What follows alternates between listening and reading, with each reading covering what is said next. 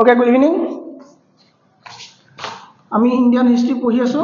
দেশ স্বাধীন হ'বগে আৰু বেছি দিন নাই আৰু দুদিনত আমি দেশ স্বাধীন কৰি দিম ঠিক আছে না চোৱাচোন ভিজিবিলিটি ব্লাৰ আহিছে জানো নাই আহাটো ঠিকে আছে অ'কে হ'ব চাউণ্ড ঠিকে আছে অ'কে আমি ষ্টাৰ্ট কৰিছোঁ তোমালোকে যিসকলে ডিগ্ৰী কৰি থকা মানে ডিগ্ৰী পাছ কৰা মোৰ এপত আছা তোমালোকে এটা কাম কৰা তোমালোকে এপিএসসি ইউপিএসসি কাৰণে ৰেডি হোৱা ঠিক আছে নে সৰু সুৰা ওৱান ডে এক্সামবোৰ দিয়া কিন্তু এপিএসসি ইউপিএসসি কাৰণে ৰেডি হোৱা কি কৰিব লাগে কি নাই কেনেকৈ পঢ়িব লাগে কি পঢ়াব লাগে সব মই পঢ়াম ঠিক আছে নে মাত্ৰ তোমালোকে ৰেডি হোৱা ৰাইট সো আমি এবাৰ ৰিভিজন কৰি লওঁ কি পঢ়িলো মানে 1905 কি চালো আমি 1905 কি আছিল বেংগলৰ পাৰ্টিশন হৈছিল কি আছিল বেংগল পাৰ্টিশন কাৰ দ্বাৰা লৰ্ড কাৰ্জনৰ দ্বাৰা বেংগল পাৰ্টিশন আমি চালো মানে 1906 ত কি হৈছিল 1906 ত মুছলিম লীগৰ স্থাপন হৈছিল তাৰ পৰা 1906 ত আমি কি চালো 1907 ত কি আছে না নাই 1909 ত কি হল 1909 ত আমি কি চালো মিন্টো আহি পেলাই কি দিলেহি ইছলামসকলৰ কাৰণে মুছলিমসকলৰ কাৰণে কি দিলে সেপাৰেট ইলেক্টৰেট দিলে গান্ধীজি তেতিয়া আছিল নে নাছিলে গান্ধীজিয়ে দলিতসকলৰ কাৰণে দিয়া গৌনিয়া মেজমেলত যে দিছিলে দলিতসকলৰ কাৰণে তা একচেপ্ট কৰিছিল নে নকৈছিলে হয়নে কিন্তু যদিহে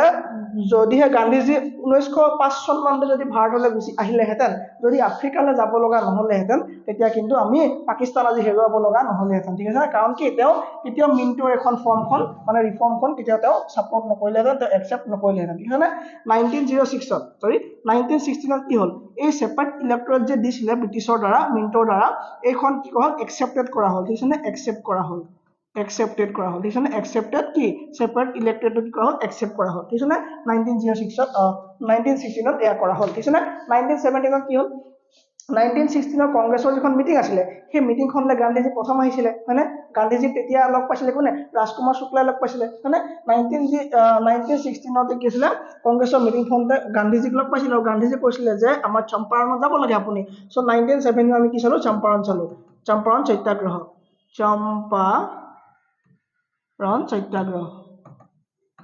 চম্পাৰণ সত্যাগ্ৰহ আমি চালো হয়নে 1918 ত কি পালো 1918 আমাৰ দুটা ঘটনা হৈছে 1918 ত এটা কি হ'ল তোমাৰ আহমেদাবাদ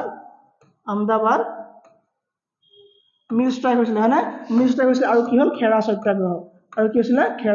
হয়নে খেৰা সত্যাগ্ৰহ হৈছিলে মানে 1919 ত কি হৈছিলে 19 আমি জালিয়াৱালাবাগ পাইছিলো হয়নে 19 কি হৈছিলে জালিয়াৱালাবাগ হৈছিলে আৰু কি হৈছিলে খিলাফত মুভমেন্ট হৈছিলে আৰু হৈছিলে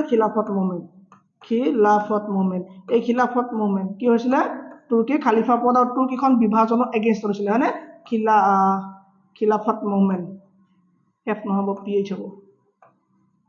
খিলাফত মুভমেন্ট এফ হ'ব দে এইটো মই পিএইচ লিখি পালো এতিয়া আকৌ শুদ্ধ নকৰো আৰু খিলাফত মুভমেন্ট ঠিক আছে 1920 ত কি আছিল 1920 ত অসহযোগ আন্দোলন কাৰ দ্বাৰা গান্ধীজিৰ দ্বাৰা কি হৈছিলে অসহযোগ আন্দোলন আৰম্ভ হৈছিলে নন কোঅপাৰেচন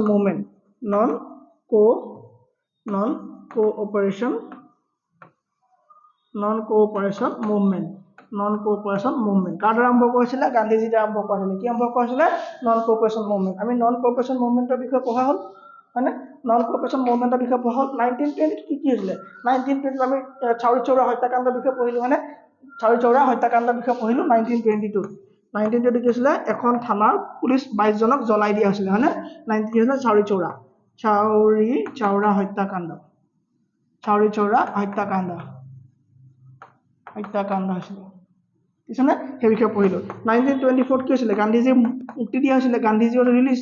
গান্ধীজিক জেলত ভৰাইছিলে যে গান্ধীজি কি কৈছিলে ৰিলিজ দিয়া হৈছিলে ক'ৰ পৰা জেলৰ পৰা গান্ধীজি ৰিলিজ ঠিক আছে গান্ধীজিক এৰি দিয়া হৈছিলে 1927 আমি কি পাইছিলো 1927 সাইমন কমিছন ফৰ্ম হৈছিলে কি ফৰ্ম হৈছিলে সাইমন কমিছন তোমালোকে ধুনীয়াকৈ ৰিভিজন কৰি থাকিবা দেই বস্তুখিনি পুৰা লিংকত ৰিভিজন কৰি থাকিবা 1920 ভাৰতলৈ আহিছিলে নে সাইমন কমিছন কেম ইণ্ডিয়া মানে সাইমন কমিছন ক'লৈ আহিছিলে ইণ্ডিয়ালৈ আহিছিলে ওকে তাৰ কিমান মানুহ আছিলে 7 জন মানুহ আছিলে তাৰপা 1928 ৰ পাছত কি ঘটনা হৈছিলে 1920 কি হৈছিলে 1928 আৰু নেহেৰু ৰিপৰ্ট আহিলে মানে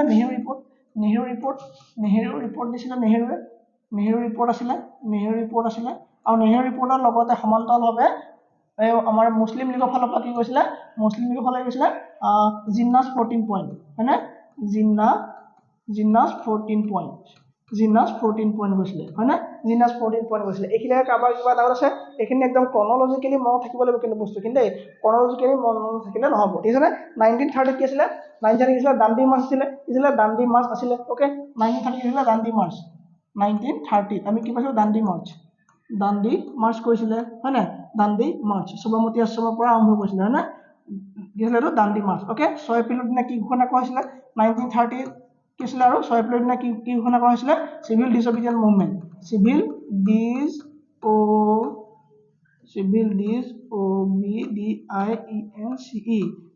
ডিsobedience মুভমেন্ট ঘোষণা কৰিছিলে কোনে গান্ধীজীয়ে 1931 32 কি হৈছিলে ৰাউণ্ড টেবুল কনফাৰেন্স কি হৈছিলে ৰাউণ্ড টেবুল কনফাৰেন্স হৈছিলে 32 লে কি হৈছিলে আমাৰ ৰাউণ্ড টেবুল কনফাৰেন্স হৈছিলে 1937 কি হৈছিলে 1937 কি হৈছিলে প্ৰথমবাৰ কাৰণে হৈছিলে প্ৰান্তীয় ইলেকশ্যন হৈছিলে হয় না প্ৰভিজনেল ইলেকশ্যন বিলাক হৈছিলে হয় না প্ৰান্তীয় নিৰ্বাচন হৈছিলে ইয়াত কেইখন আসন পালে কংগ্ৰেছে কেইখন পালে কংগ্ৰেছে 8খন পালে আৰু হেৰি কিমান পালে এই মুছলিম লীগে 2খন আসন পাইছিলে মুছলিম লীগে কিখন আসন পাইছিলে 2খন আসন পাইছিলে হয় না 39 কি হৈছিলে 39 পৰা 1945 লৈকে দ্বিতীয় বিশ্বযুদ্ধ হোৱাৰ কাৰণে ইংলেণ্ডৰ ফালৰ পৰা ঘোষণা কৰা হৈছিলে যে ভাৰতৰ পৰা 3 লাখ সৈন্যই ইংলেণ্ডৰ হৈ যুদ্ধ কৰিব সেই কাৰণে 22 ডিসেম্বৰ দিনা 1939 22 ডিসেম্বৰ দিনা কি হ'ল সামূহিকভাৱে কি কৰিলে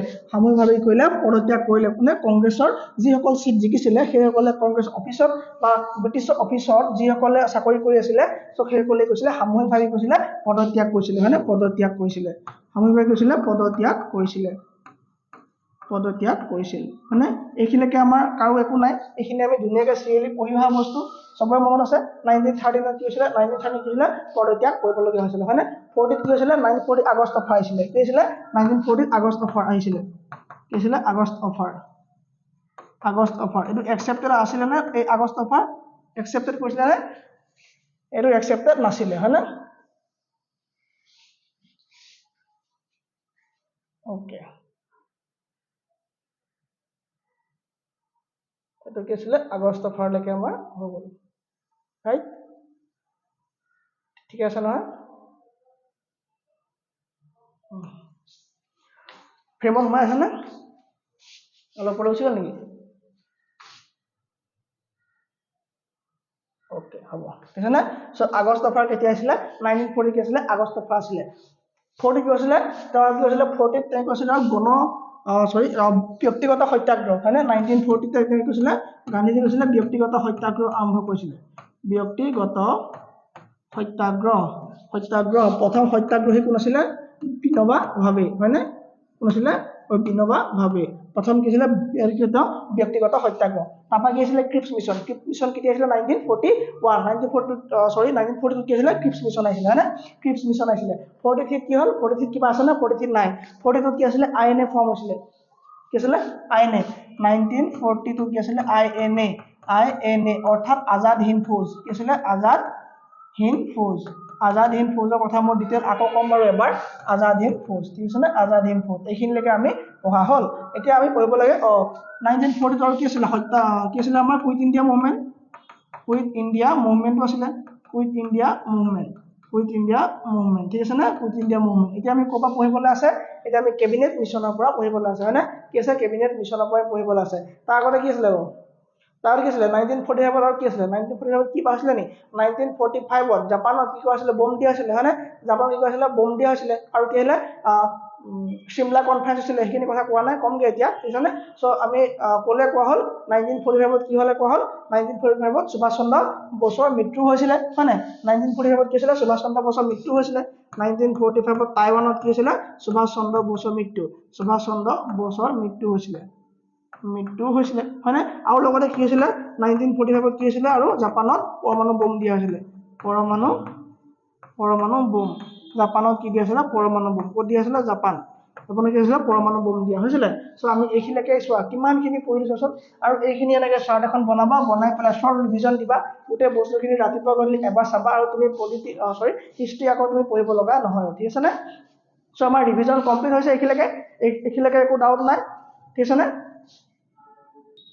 ওকে ঠিক আছে আমি এতিয়া নতুনকৈ আৰম্ভ কৰিছোঁ কি আৰম্ভ কৰিছোঁ আমি ক'ত এৰিছিলোঁ 1945 জাপানৰ কি হৈছিলে জাপানত যেতিয়া বম পৰিছিলে আৰু কি হৈছিলে আমাৰ সুভাষ চন্দ্ৰ বসুৰ মৃত্যু হৈছিলে তাৰ পৰা আমি এতিয়া কণ্টিনিউ কৰিবলৈ আছে হয়নে সুভাষ চন্দ্ৰ বসুৰ মৃত্যু হৈছিলে টাইৱানৰ পৰা ঘূৰি যাওঁতে কি হৈছিলে সুভাষ চন্দ্ৰ বসুৰ মৃত্যু হৈছিলে সেই কথাখিনি মই আকৌ এবাৰ কৈ দিয়া দৰকাৰ নাই নহয় দৰকাৰ নাই ঠিক আছে ওকে আমি এতিয়া চাওঁ 1945 পিছত 1945 কি হ'ল 1945 কি হ'ল 1945 কি হৈ গ'ল হঠাৎ কি হৈ গ'ল ইংলেণ্ডত কি হ'ল যেটো আমাৰ ভাৰতৰ মানে একচুয়ালি কথাটো এনেকুৱা মই আকৌ এবাৰ মেপখন দেখুৱাই পেলাই অকমান আগৰ পৰা লৈ নাহিলে মোৰ শান্তি নালাগে সো তোমালোকে মানে বুজি নোপোৱাৰ দৰে লাগি থাকে মই অকমান আগবঢ়াই আনিছো হা গোটেই বস্তুটো অকমান আগবঢ়াই আনো আকৌ এবাৰ ঠিক আছে চোৱা সো আমি লাষ্ট ক্লাছত পঢ়িলো যে কিছিলে আজাদ হিন্দ ফৌজ আছিলে হয়নে এই আজাদ হিন্দ ফৌজৰ আইডিয়াটো কাৰ আছিলে কেপ্টেইন মোহন সিং আছিলে হয়নে কেপ্টেইন কৈছিলে মোহন সিং আছে কিন্তু ৰিয়েল ফাউণ্ডাৰ কোন আছিলে আমাৰ এজন কোন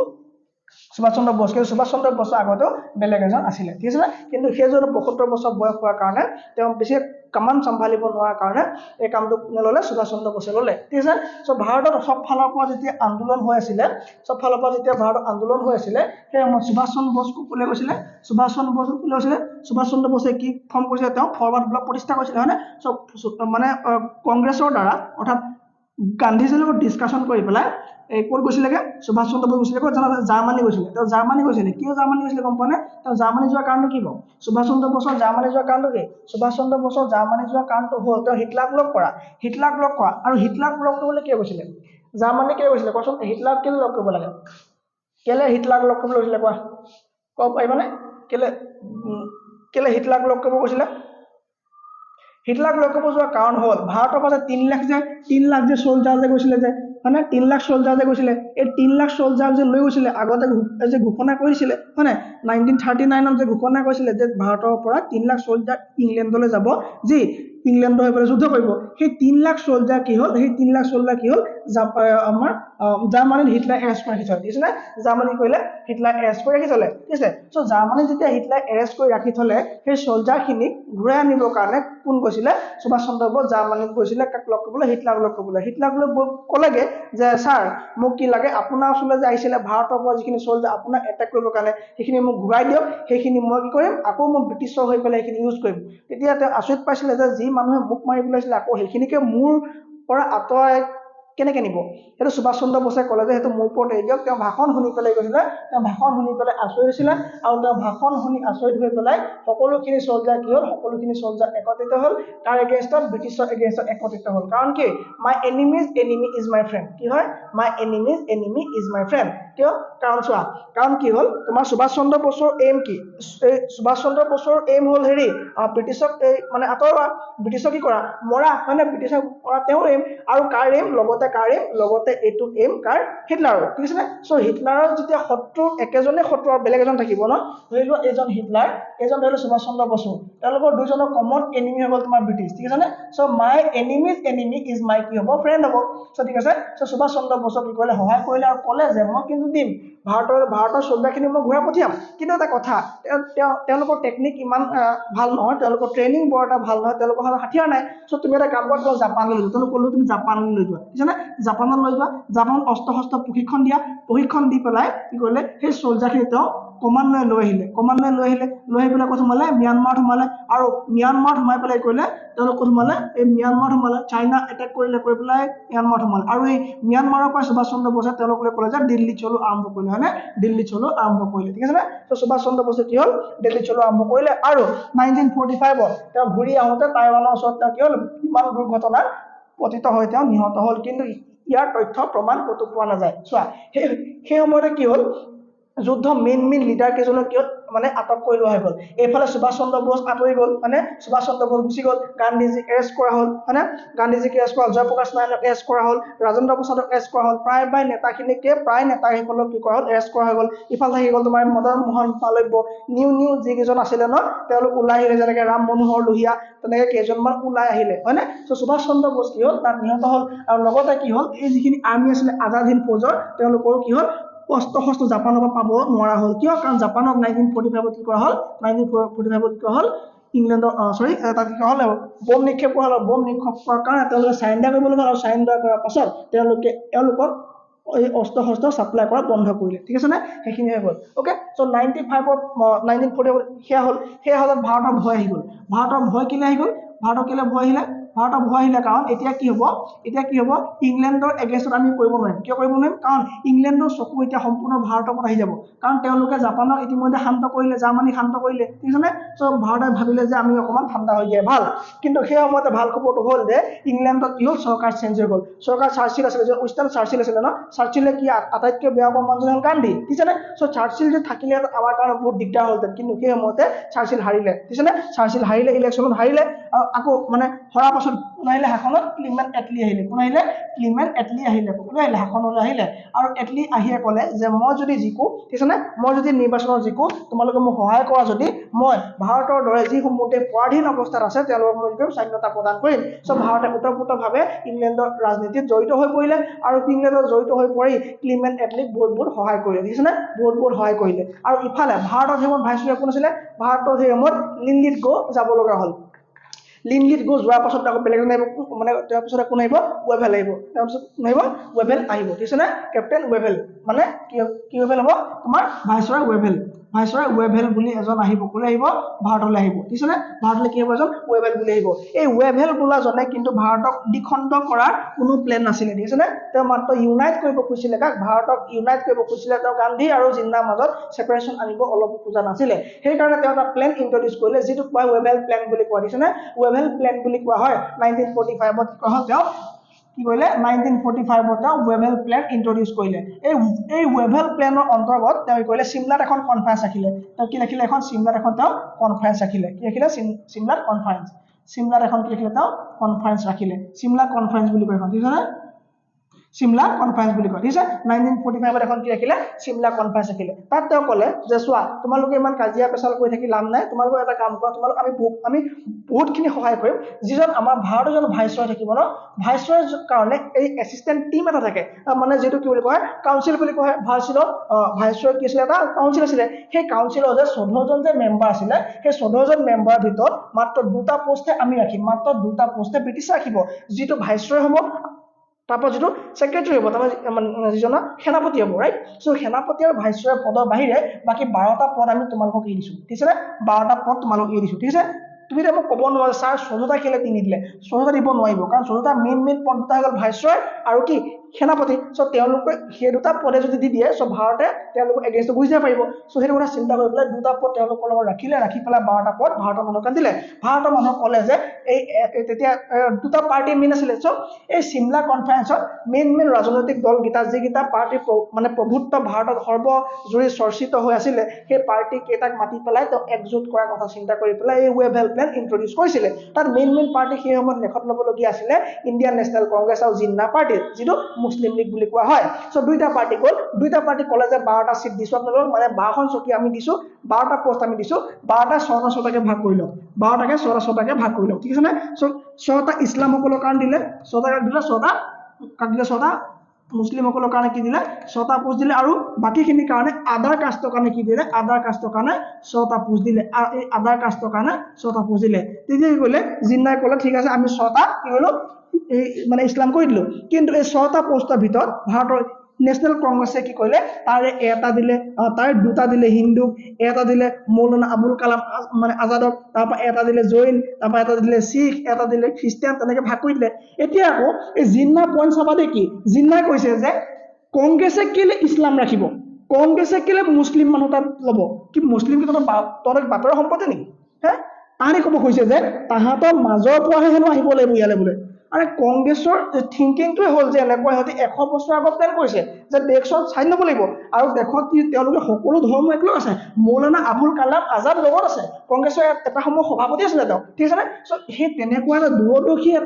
দূৰদৰ্শী এটা সংগঠন দূৰদৰ্শী এটা গ্ৰুপ ঠিক আছে নে সেই গ্ৰুপটো তহঁতৰ নিচিনা মানুহ দৰকাৰ নাই নহয় আমাক তহঁতৰ নিচিনা মানুহ এজন আমাৰ দৰকাৰ নাই তাহাঁতৰ প্লেন কি যে কংগ্ৰেছে কেলে আকৌ ইছলাম ৰাখিব সেইটো আমাকে লাগে তহঁতৰ আমাৰ কোনো সম্পৰ্কই নাই ঠিক আছে নে চ' এইটো পইণ্ট দিলে কোনে মুছলিম লীগৰ ফালৰ পৰা আহিলে চ' তেওঁলোকে যিটো খেলি মেলি কৰিলে জিন্না যিটো হুলস্থুল কৰিলে সেই হুলস্থুল কৰাৰ ফলত এই ৱেভেল প্লেনৰ পৰা একো ৰিজাল্ট পোৱা নগ'ল এই ৱেভেল প্লেনৰ পৰা একো ৰিজাল্ট পোৱা নগ'ল ঠিক আছে নে ৱেভেল প্লেন বুজি পালানে 1945 ৱেভেল প্লেন বুজি পালানে ঠিকে আছেনে হ'বনে ঠিক আছে এতিয়া আমি চাই লওঁ এই পাৰ্টিটোৰ কথা দেই এই জিন্নাৰ এই পাৰ্টিটোৰ কথা আমি চাই লওঁ এবাৰ ঠিক আছে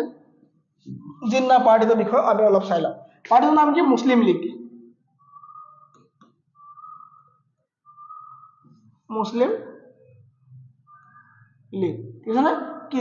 এইটো কেতিয়া ফৰ্ম হৈছিলে 1906 1906 কি ফৰ্ম হৈছিলে আমাৰ নহয় কি আছিলে মুছলিম লীগ ফৰ্ম হৈছিলে এইখন এই মুছলিম লীগ সময়ত ভাৰতৰ ভাইচৰয় কৈছিলে ওকে চ' কোনে এই মুছলিম লীগৰ দাবী আনিছিলে মানে কোনে ফৰ্ম কৰিছিলে খান বন্ধু বুলি কয় ঠিক আছে মানে দুজন খান ঠিক আছে খান বন্ধু এজন হ'ল আগা খান আৰু এজন চালিমুল্লাহ খান তাৰ এজন কোন আগা খান আৰু কোন হ'ব চালিমুল্লাহ খান দুই নম্বৰ কোন হ'ব চালিমুল্লাহ খান এই দুজনে কি কৰিছিলে মুছলিম লীগৰ প্ৰতিষ্ঠা কৰিছিলে বুলি ক'ব পাৰি ঠিক আছে 1909 কি আছিলে 1909 আমি কি পাইছিলো সেপাৰেট ইলেক্টৰেটৰ কথা আমি পালো হয়নে 1909 গান্ধী মানে এই মুছলিম লীগৰ অন্তৰ্গত হ'ব কাৰণ কি এইখিনি আমি গোটেইখিনি একেলগে চাই দিছো দেই সেইকাৰণে কাৰা ৰং এটা বিচাৰি ফুৰিছো এইটো ভাল হ'ব তাৰপৰা কি হ'ব 1909 কি হৈছিলে ইয়াতে মিণ্টৰ দ্বাৰা কি আহিছিলে মিণ্টৰ দ্বাৰা তেওঁলোকে কি পালে সেপাৰেট ইলেক্টৰেট পালে তেওঁলোকৰ কাৰণে কি পালে সেপাৰেট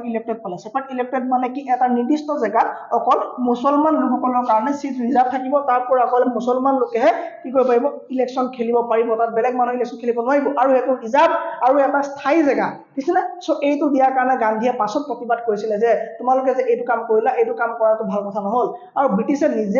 মিণ্টুৱে নিজে গৈ ব্ৰিটিছৰ মানে ইংলেণ্ডত গৈ কৈছেগে যে মই এনেকুৱা এটা গুটি ৰুই থৈ আহিছো যিটো গুটিয়ে এটা সময়ত এজোপা বৃক্ষ ৰূপ ল'ব আৰু সেইটো হ'ল পাকিস্তানৰ ডিমাণ্ড ঠিক আছে সেইটো হ'ল কি পাকিস্তানৰ ডিমাণ্ড আৰু এই ডিমাণ্ডটো এই মিণ্টুৰ সেপাৰেট ইলেক্টৰেটটো কেতিয়া মানে একচেপ্ট কৰিলে হ'ল 1916 কি হ'ল লক্ষ্ণৌ অধিৱেশন হয়নে লক্ষ্ণৌ কংগ্ৰেছৰ অধিৱেশন ঠিক আছে 1916 কি হ'ল লক্ষ্ণৌ কংগ্ৰেছৰ নহয় মুছলিম লীগৰ অধিৱেশন ঠিক আছে নে লক্ষ্ণৌ বৰ টান দেখোন লিখিবলৈ সেই কৃষ্ণাই অসমীয়া লিখিম আকৌ লক্ষ্ণৌ অধিৱেশন ইংলিছৰ ক্লাছত ইংলিছৰ স্পেলিং ভুল নহ'লে হ'ল বাকী হিষ্ট্ৰী ক্লাছত ভুল হৈ যাওক হিষ্ট্ৰী ভুল নহ'লে হ'ল কেছ নাই হয়নে লক্ষ্ণৌ অধিৱেশনত কি হ'ল মানি ল'লে অ'কে 1940 কি হ'ল 1940 লাহোৰ ছিজনত কি হ'ল কংগ্ৰেছৰ সেইমত কোন আছিলে জিন্না মানে সভাপতি ঠিক আছে চ' লাহোৰত 1916 লক্ষ্ণৌ কংগ্ৰেছৰ অধিৱেশনত ৰাইট ভালকে মন দিবা 1909 মিণ্টৰ দ্বাৰা সেপাৰেট ইলেক্টৰেট প্ৰস্তাৱ কৰা হ'ল আৰু এই প্ৰস্তাৱ 1916 লক্ষ্ণৌ কংগ্ৰেছৰ অধিৱেশনত কংগ্ৰেছৰ নট মুছলিম লীগৰ পাছতে হ'ব 1940 যিটো মুছলিম লীগৰ সভা হৈছিলে মুছলিম লীগৰ সভা কৈছিল 1940 লাহোৰত হৈছিল ঠিক আছে লাহোৰত যিটো মুছলিম লীগৰ সভা হৈছিলে অধিৱেশন হৈছিলে ইয়াৰ সভাপতি হৈছিলে জিন্না নিজে আছিলে জিন্না সভাপতি আছিলে আৰু এই সভাতে কি কৰিলে তেওঁলোকে কি কৈছিলে দ্বিৰাষ্ট্ৰৰ দাবী কৰিছিলে দ্বৈত ৰাষ্ট্ৰৰ দাবী কৰিছিলে মানে তেওঁলোকে তেতিয়াই কৈছিলে দ্বৈত ৰাষ্ট্ৰৰ মানে তেতিয়া এটা পাকিস্তানৰ ডিমাণ্ড কৰিছিলে নে তেতিয়া 1940 কি হৈছিলে পাকিস্তান ডিমাণ্ড কৰিছিলে ঠিক আছে তেওঁলোকে উল্টা পুল্টা কাম কৰি পাকিস্তান ডিমাণ্ড লাগে পাকিস্তানখন এনেই পোৱা নাই সিহঁতি ভাৰতৰ মানে খং উঠিলে ভাৰতৰ মানুহ ঠিক আছে গান্ধী নেহেৰু এইবিলাক খং উঠিলে যা পাগলখিনি দি দে আৰু উপায় নাই আৰু তাৰমানে হয়নে চ' তেনেকুৱা এটা থিংকিং আহি গ'ল আৰু সেইকাৰণে পালে নহ'লে জিন্নাৰ নিচিনা ইমান সহজতে পাকিস্তান এখন সেপাৰেট কৰি লোৱাটো সম্ভৱে নাছিলে হয়নে এইখিনিলৈকে ঠিকে আছে চ' দাবী কৰিছিল চ' জিন্নাই দাবী কৰিছিল কিন্তু এই কনচেপ্টটো কাৰ আছিলে বোলে ইকবাল বুলি মানে এজনৰ আছিলে চ' আলামা ইকবাল বুলি এজনে কৈছিলে যে তেওঁ কৈছিল যে দ্বৈত ৰাষ্ট্ৰ হ'ব লাগে চ' কনচেপ্টটো দিয়া মানুহজন কোন দ্বৈত ৰাষ্ট্ৰৰ কনচেপ্ট দিয়া মানুহজন কোন আল্লামা ইকবাল কিন্তু ইয়াৰ দাবী কৰিছিলে ইয়াৰ ডিমাণ্ড কৰিছিলে কোনে জিন্নাই কেতিয়া কৈছিলে 1940 মুছলিম লীগত কৈছিলে চ' তেওঁ কৈছিলে পাকিস্তানৰ ডিমাণ্ড কৰিছিলে চ' পাকিস্তান এতিয়া ক'লে যে দ্বৈত ৰাষ্ট্ৰ তোমালোকে বিচাৰিছা হয় কিন্তু কি নাম দিবা ক'ৰ পৰা ল'বা তোমালোকে কি পাবা চ' তেতিয়া ক'লে যে ভাৰতটো চোৱা ভাৰতখনটো বহুত ডাঙৰ আছিলে হয়নে ভাৰতখনটো বহুত ডাঙৰ আছিলে অকল এইকেইটা অঞ্চলটো লগ লাগি পেলাই ভাৰতটো নহয় ন চ' এইফালৰ অঞ্চলখিনি আছিলে চ' ক'লে যে আমি তোমালোকে এতিয়া ক'লে যে তোমালোক ক'ৰ পৰা পাকিস্তান বিচাৰিছা চ' আমি বোলে ইয়াৰ পৰা ভাগ কৰি ল'ম পাকিস্তান বোলে আমি ইয়াৰ পৰা অলপ ভাগ কৰি ল'ম চ' কি ভাগ কৰি ল'বা তেতিয়া ক'লে যে আমি পাকিস্তান নামটো প্ৰথমে আছিলে পাকিস্তান ঠিক আছে নে পি ফৰ গ'ল তোমাৰ পাঞ্জাব ঠিক আছে নে আমি বোলে অলপ পাঞ্জাব পৰা ল'ম বোলে জেগা অলপ বোলে আমি কাশ্মীৰৰ পৰা ল'ম বোলে জেগা অলপ আমি আফগানিস্তানৰ পৰা ল'ম সিন্ধৰ পৰা ল'ম বোলে জেগা অলপ আমি বেলুচিস্তানৰ পৰা ল'ম ঠিক আছে নে চ' এইবোৰ জেগাৰ পৰা তেওঁলোকে ল'ম বুলি কৈ পেলাই পাকিস্তান ফৰ্ম কৰিলে চ' পাকিস্তানটো কি হ'ব এতিয়া আইটো পাছত লগাই পেলাই কি কৰিলে পাকিস্তান কৰি দিয়া হ'ল আইটো পাছত লগাই পেলাই কি হ'ল পাকিস্তান কৰা হ'ল ঠিক আছে নে চ' তেওঁলোকে ক'লে যে আমাক কি লাগে পাকিস্তান লাগে চ' মানে তেওঁলোকে ফাৰ্ষ্টতে ক'লে যে আমাক দ্বৈত ৰাষ্ট্ৰ লাগে ছেপাৰেট ষ্টেট লাগে ছেপাৰেট কাণ্ট্ৰি লাগে চ' কাণ্ট্ৰিখন তোমালোকে ক'ৰ পৰা ল'বা চ' তেতিয়া ক'লে যে আমি অলপ পাঞ্জাবৰ পৰা ল'ম অলপ আফগানিস্তানৰ পৰা ল'ম অলপ কাশ্মীৰৰ পৰা ল'ম অলপ সিন্ধৰ পৰা ল'ম অলপ বেলুচিস্তানৰ পৰা ল'ম তেনেকৈ মিলাই পেলাই পাকিস্তান নামটো হ'ল পাকিস্তান এটা শ্বৰ্ট ফৰ্ম হোৱাৰ কাৰণে আমি পাকিস্তানৰ আগত দা ইউজ কৰিব পাৰোঁ দা পাঞ্জাব লিখিব পাৰোঁ দা পাকিস্তান লিখিব পাৰোঁ তাৰ বাহিৰে আমি বেলেগ জেগাৰ আগত কি দা ইউজ কৰিব নোৱাৰোঁ ঠিক আছে নে অ'কে হ'ব চ' পাকিস্তানৰ পৰা নামটো কি আহিলে পাকিস্তান নামটো আহিলে ঠিক আছে নে চ' পাকিস্তান নামটো দিয়ে মানুহজন কোন হ'ব ৰহমত আলী কি আছিলে ৰহমত আলী চ' কি আছিলে চৌধুৰী ৰহমত আলীয়ে কি নাম দিলে পাকিস্তানৰ নামটো দিলে ঠিক আছে নে চৌধুৰী ৰহমত আলীৰ দ্বাৰা পাকিস্তানৰ নামটো দিয়া হ'ল চৌধুৰী ৰহমত আলী এই চৌধুৰী ৰহমত আলীৰ দ্বাৰা কি নামটো দিয়া হ'ল পাকিস্তানৰ নামটো দিয়া হ'ল এইখিনিলৈকে কাৰোবাৰ কিবা ডাউট পাকিস্তানলৈকে দেশ স্বাধীন হ'বগৈ আৰু চিন্তা কৰিব নালাগে আৰু বেছি দূৰ নাই আমাৰ ঠিক আছে দেশ স্বাধীন হোৱাৰ পাছতে আমি মেইন পইণ্টখিনি পঢ়িম ঠিক আছে নে মেইন পইণ্টখিনি আছে আমাৰ চাবলৈ কেবিনেট মিছন আছে টাইম আছে চিন্তা কৰিব নালাগে কেবিনেট মিছন কি আছে আমাৰ টাইম আছে এইখিনিলৈকে কাৰোবাৰ কিবা ডাউট আছে নেকি কোৱা ঠিক আছে চ' এইবিলাক ডিমাণ্ড হোৱাৰ পাছত তেওঁলোকে দেখিলে যে আমি পাকিস্তান ছেপাৰেট ষ্টেট পোৱাৰ বৰ এটা চান্স কম আছে ঠিক আছে নে চান্স কম আছে আৰু সেইকাৰণে তেওঁলোকে কৰিলে উভত গৈ নাচিবলৈ ল'লে তাৰমানে কোনে জিন্নাই উভত গৈ নাচিবলৈ ল'লে তেওঁ অতিষ্ঠ হৈ পেলাই জিন্নাৰ কামত অতিষ্ঠ হৈ পেলাই তেওঁলোকে ক'লে বৰ ধুনীয়া চেণ্ট এটা সোমাইছোঁ দেখোন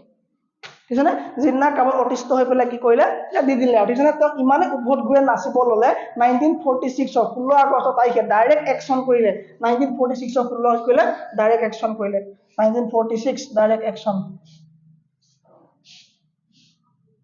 কৰিলে ডাইৰেক্ট একশ্যন 1946 কিমান তাৰিখ বুলি কৈছিলোঁ মই 16 আগষ্ট